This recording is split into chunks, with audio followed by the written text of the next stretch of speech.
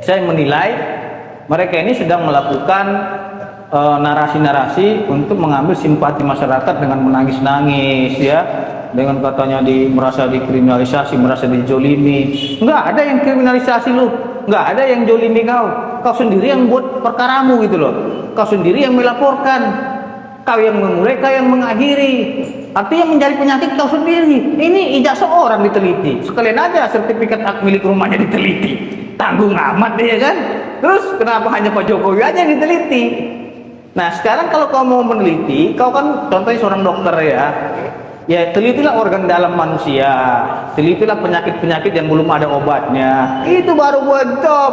Tapi kalau seorang dokter meneliti meneliti ijazah orang, dia dokter meneliti ijazah orang, nggak nyambung gitu loh. Harusnya bagian kesehatan aja yang dia teliti gitu, bukan meneliti yang bukan kapasitasnya. Saya kira orang-orang seperti ini hanyalah playing victim ya, mengaku korban dan lain-lain, padahal orang itu nggak mungkin ada asap kalau nggak ada api. Benar nggak bos? Iya kan? Kan mereka menuduh, melaporkan sampai ke Mabes dihentikan. Nah terus dilapor balik, mereka, kami merasa terjolimi nih, jolim banget katanya gitu. Kami korban lah. Emang selama ini lu nggak nyerang-nyerang beliau?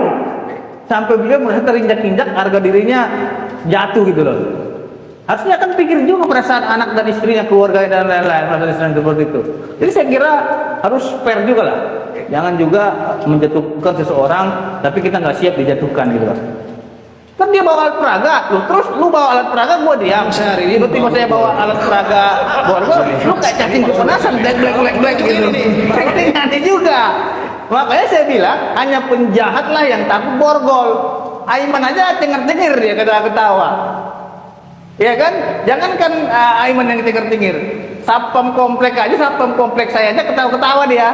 Pak kata dia, kenapa nggak bawa sekalian, ada 5 borgol lagi di komplek kata dia gitu kan. Siskamling di sana gitu loh. Jadi tiap siskamling gua ketawa melihat itu gitu loh. Karena apa?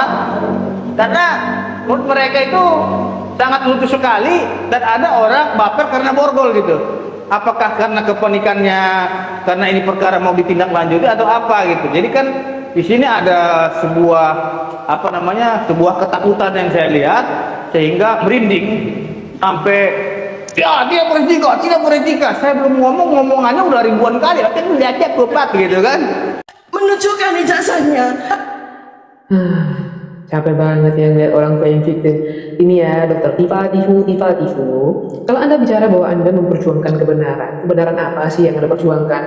Anda menebar fitnah sana sini, Anda menebar hinaan sana sini, menebar cacian sana sini sama keluarganya Pak Jokowi dan Pak Jokowi sendiri.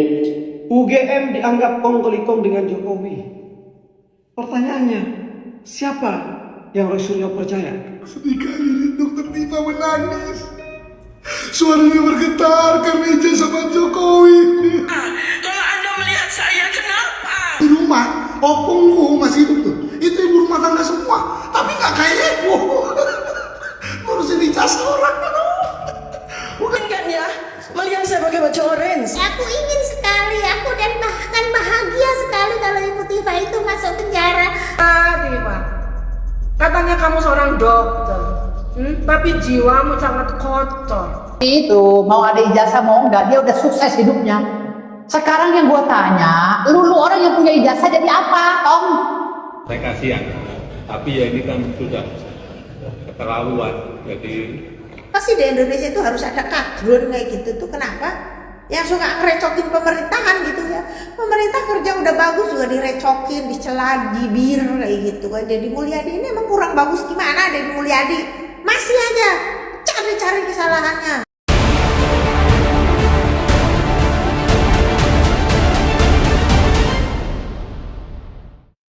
Menegakkan kebenaran, mau dipenjara. Capek banget ya ngeliat orang playing victim. Ini ya dokter Tifa-Tifu. Kalau Anda bicara bahwa Anda memperjuangkan kebenaran apa sih yang Anda perjuangkan? Anda menebar fitnah sana sini, Anda menebar hinaan sana sini, menebar cacian sana sini sama keluarganya Pak Jokowi dan Pak Jokowi sendiri. Itu tuh semua bisa dibuktikan dengan tweetan Anda di X gitu loh.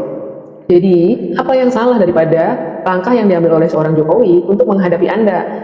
Karena gini ya, kita sebagai manusia itu punya batas kesabaran gitu untuk menghadapi seseorang, dan dengan semua tindakan Anda yang Anda lakukan kepada Pak Jokowi dan keluarganya, yaitu adalah kemarin batas sabarnya Pak Jokowi ngadepin kalian. Dan Pak Jokowi tahu gitu loh, kalau ngadepin kalian dengan urat, kalian akan jauh playing victim lagi.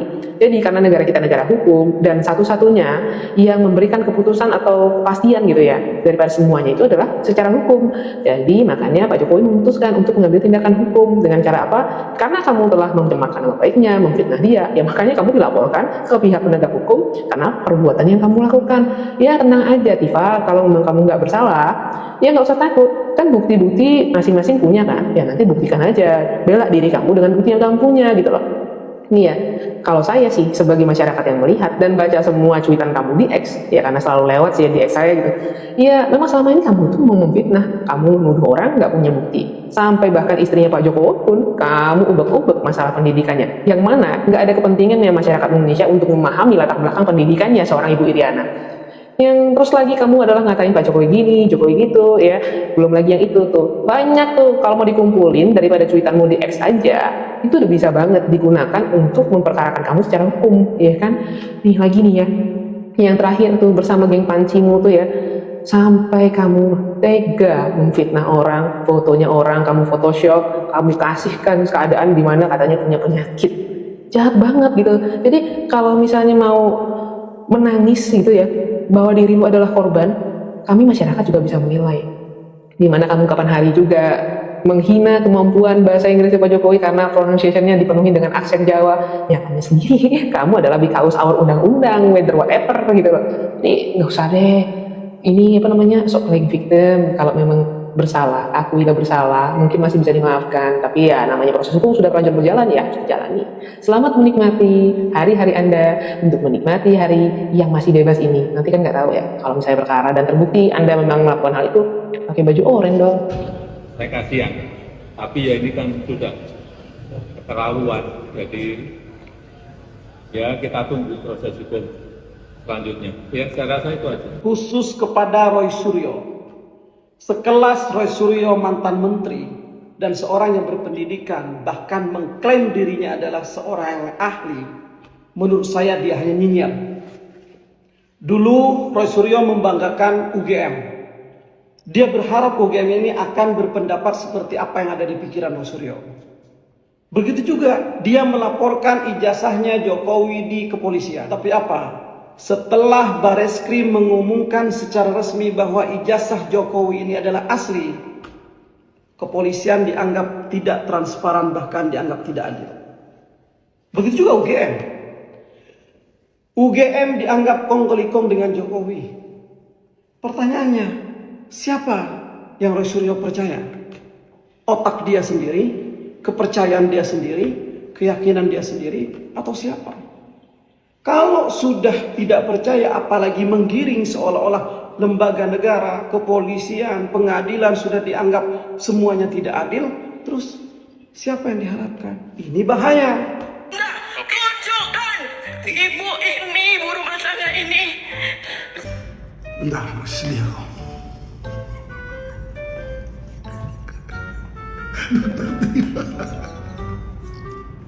Pidato Anda renyah sekali. Aduh, sangat ingin kan melihat ijazah Pak Jokowi. Jadi ibu berharapnya kami jawab apa? Ingin sekali. Enggak ingin. Yang ingin itu aja kawan-kawan Anda, geng-geng Anda itu, Rismon, Roy Suryo, itu aja kalian. Ibu lihat dong di semua sosial media ya. Semuanya tuh dukung Pak Jokowi loh. Hampir mungkin menurutku hampir 98%. Kawan kalian kayaknya hanya 2% aja. Kami masyarakat udah sibuk Bu, tiap hari full dengan pekerjaan. Ya udah riwah dari pagi sampai subuh kadang-kadang kami kerja tuh. Contohnya saya jadi lawyer, kadang-kadang jadi konten kreator, jadi pengusaha, ada bisnis saya juga. Banyak udah full, nggak sempat mikirin ijazah Pak Jokowi, nggak sempat. Ya kalau ibu ini yang kami bingung ngapain aja tiap hari ini. Jangankan ijazah Pak Jokowi ya, ijazah ibu aja saya nggak mau tahu, sumpah. Apalagi ijazah Roy Suryo, ya Rismon nggak mau tahu banget. Yang penting saya tahu ijazah saya ada, S1, S2 di UI saya ada jelas, udah clear. Tiba-tiba lagi lari ke Saya ibu rumah tangga, lah urusannya. Istriku ibu rumah tangga, mamaku di rumah, opungku masih hidup tuh. Itu ibu rumah tangga semua, tapi nggak kayak ibu. Ngurusin ijazah orang. Udahlah, pusing kalian aja komen aku udah sampai sini aja. Sofi, pakai baju orange. Adik-adik kesini kan sangat pengen kan ya? Iya, aku sangat ingin sekali Bu Tifa segera pakai baju oranye. Sangat ingin sekali. Dan Bu Tifa pakai gelang besi. Aku ingin sekali. Aku dan bahkan bahagia sekali kalau Ibu Tifa itu masuk penjara. Kalau Bu Tifa pakai baju oranye tuh aku juga sangat senang sekali gitu. Aku berterima kasih sama Bapak polisi ya yang udah memakaikan baju oranye kepada Ibu Tifa ini. Dokter apa? Dokter apa ya dia itu? Dokter apa sih guys? Ya dokter apa sih? Aku nggak tahu dokter apa guys ini Ibu Tifa ini. Pokoknya aku bahagia sekali kalau Ibu Tifa ini pakai baju oranye. Begitu saja. Selamat memakai baju oranye. Aku bahagia sekali kalau kau sudah pakai baju oranye begitu. Kapok. Selamat ya. Selamat Ibu Tifa. Semoga cepat pakai baju oranye. Selamat.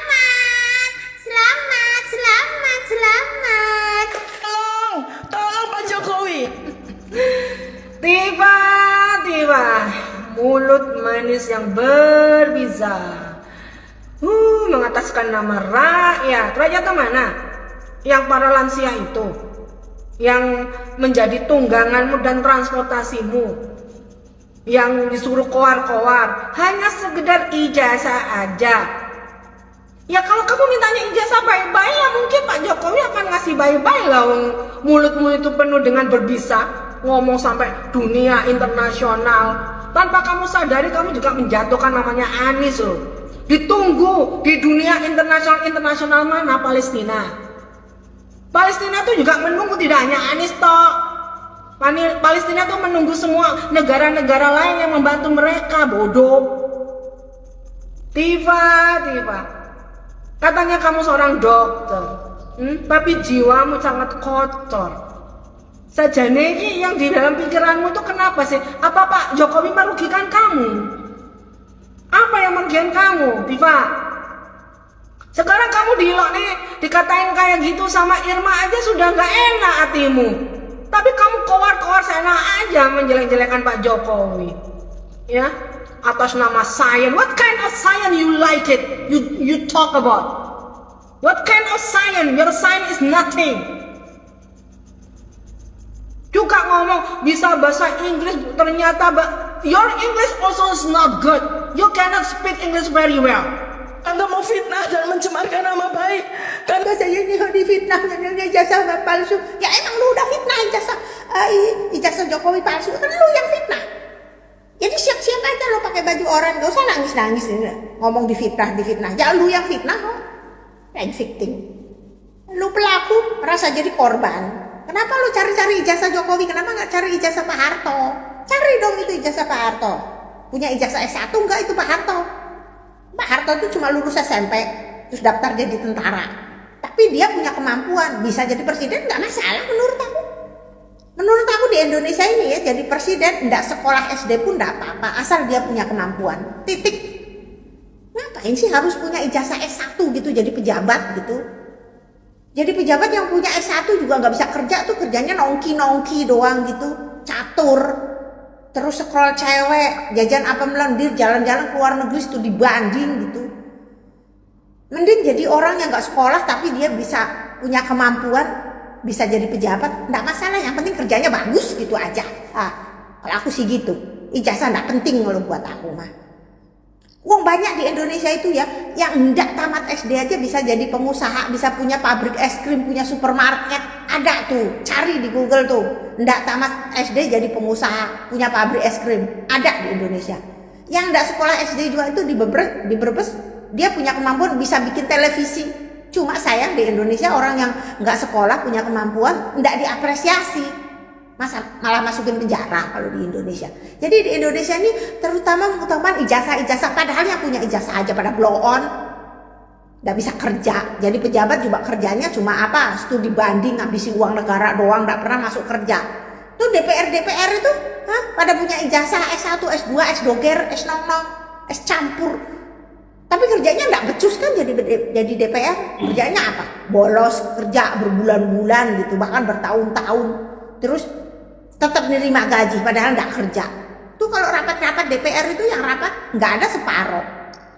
Yang datang 25 orang, yang bolos ya 600 orang kan kayak gitu. Anggota DPR itu jarangnya masuk kerja tapi terima gaji. Itu orang pada punya ijazah kerjanya nggak becus. Nggak punya ijazah, nggak sekolah, nggak apa-apa. Jadi presiden yang penting punya kemampuan kayak gitu aja sih. Kok repot amat sih ini ibu ini ngurusin ijazah orang.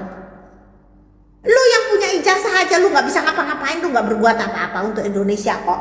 Emang lu ada kontribusinya untuk Indonesia kayak gitu Udah apa yang Anda berikan untuk bangsa ini? Apa? Coba ngomong. Saya ribut ijazah mulu. Lu aja nggak berbuat apa-apa untuk bangsa ini kok, ngerecokin orang yang udah kerja dengan susah payah untuk membangun Indonesia. Kinerja Jokowi bagus, udah bagus daripada presiden-presiden yang dulu. Jokowi jauh lebih bagus. Ini orang banyak bacot. Sekarang gini, Deddy Mulyadi ya. Udah jelas-jelas Deddy Mulyadi itu punya ijazah ya. Dia udah jadi pejabat juga udah puluhan tahun. Direcokin juga kan sekarang. Direcokin juga. Emang di Indonesia ini kampret orang yang kayak gitu tuh. Jadi nggak mau Indonesia ini menjadi negara yang maju gitu ya. Ini orang Indonesia ini nggak tahu udah tercemar apa ya otaknya. Banyak orang yang kayak gini nih. Kayaknya itu tercemar virus-virus kadrun itu orang yang kayak gitu itu. Kenapa sih di Indonesia itu harus ada kadrun kayak gitu tuh? Kenapa? Yang suka ngerecokin pemerintahan gitu ya. Pemerintah kerja udah bagus juga direcokin, dicela, dibir kayak gitu kan. Deddy Mulyadi ini emang kurang bagus gimana Deddy Mulyadi? Masih aja cari-cari kesalahannya. Nyebelin banget orang-orang kayak gini nih. Aduh, kalau hidup di zaman Soeharto udah hilang lu mah ya. Udah nggak ada napas pokoknya lu mah. Udah nggak tahu hilang, bukannya cuma hilang telan bumi pokoknya aja lah kalau lu hidup di zaman Soeharto. Kenapa lu nggak cari-cari ijazah Soeharto sono? Cari sono. Terus bilang bahwa Pak Harto selama 32 tahun itu bukan presiden yang sah gitu karena nggak punya ijazah gitu. Ngomong kayak gitu coba.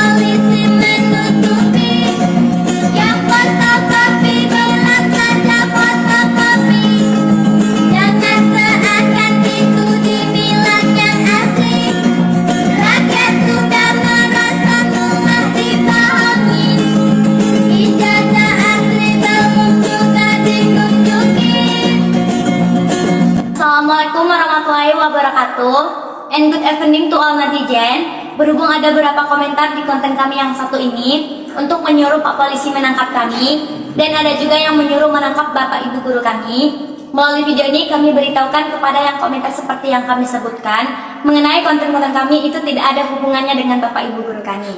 Dan semua itu kami lakukan atas inisiatif kami sendiri. Dan adapun kalau di dalam konten-konten kami ada yang melanggar hukum, sebagai warga negara yang baik, kami siap untuk mempertanggungjawabkannya. Dan ini alamat kami, Desa Tanjung Sari, Kecamatan Batangkuis, Kabupaten Deli Serdang. Dan mungkin juga Bapak Kapolri sudah tahu ke alamat kami. Karena waktu itu pertama kali Pak Polisi datang menjemput untuk menginterogasi kami, katanya atas perintah Bapak Kapolri. Dan di ijazah ini juga ada alamat kami. Ini ijazah asli, hasil kerja keras kami sendiri. Untuk mendapatkan ijazah ini di luar dari konten-konten kami, kadang kami ngamen, kadang kami cari barang bekas untuk kami jual, dan uangnya kami gunakan untuk biaya sekolah kami. Dan begitulah perjuangan kami untuk mendapatkan ijazah asli seperti ini. Maka dari itu harapan kami kepada Bapak Polisi dan Bapak Hakim, siapapun orangnya yang menggunakan ijazah palsu untuk menipu, wajib untuk diadili. Hei orang-orang botol, pasukan sakit hati, sini kalian semua. Jangan mengaku si paling akal sehat kalau kebencian masih di dalam hati kalian. Jangan. Bagaimana mungkin ijazah SMA Pak Jokowi digugat di pengadilan dan sudah disidangkan? Gila ini. Saya pikir hanya perguruan tingginya saja yang digugat. SMA-nya pun digugat. Jangan-jangan besok SMP-nya di mana digugat. Besok lagi gagal, SD-nya di mana digugat. SD-nya gagal, TK-nya di mana digugat. Setelah TK-nya gagal, PAUD-nya di mana? PAUD-nya digugat. Terus tidak ada habisnya mencari kesalahan Pak Jokowi. Ya, ingin menjatuhkan Pak Jokowi. Hei, hentikan usaha kalian yang sia-sia itu. Pak Jokowi tidak akan pernah jatuh. Pak Jokowi sudah memimpin bangsa ini 10 tahun. Baik buruknya bangsa ini. Ya. Beliau berjasa untuk bangsa ini. Banyak yang sudah dibuat. Ya. Bukan hanya kalau Anda mencari kesalahan, ada banyak kesalahan, tapi jasanya pun banyak. Begitu loh. Jangan berbicara akal sehat kalau Anda masih memiliki kebencian dalam diri kalian. Kali ini saya ingin membahas terkait dengan pernyataan seseorang yang mengatakan bahwa apa nggak boleh orang bertanya. Nah, saya ingin menyampaikan definisi bertanya. Bertanya adalah ekspresi keingintahuan seseorang akan sebuah informasi yang dituangkan dalam sebuah kalimat tanya atau ujaran yang bertujuan untuk meminta informasi kepada orang tersebut. Nah, saya ingin menyampaikan kepada kita semua bahwa kalau kita bertanya, tentu kita ingin memperoleh jawaban. Dan kalau sudah dijawab, tentunya harusnya clear, selesai. Nah, tapi kalau tidak selesai, maka itu bukan sebuah pertanyaan, tapi diskusi atau penelitian.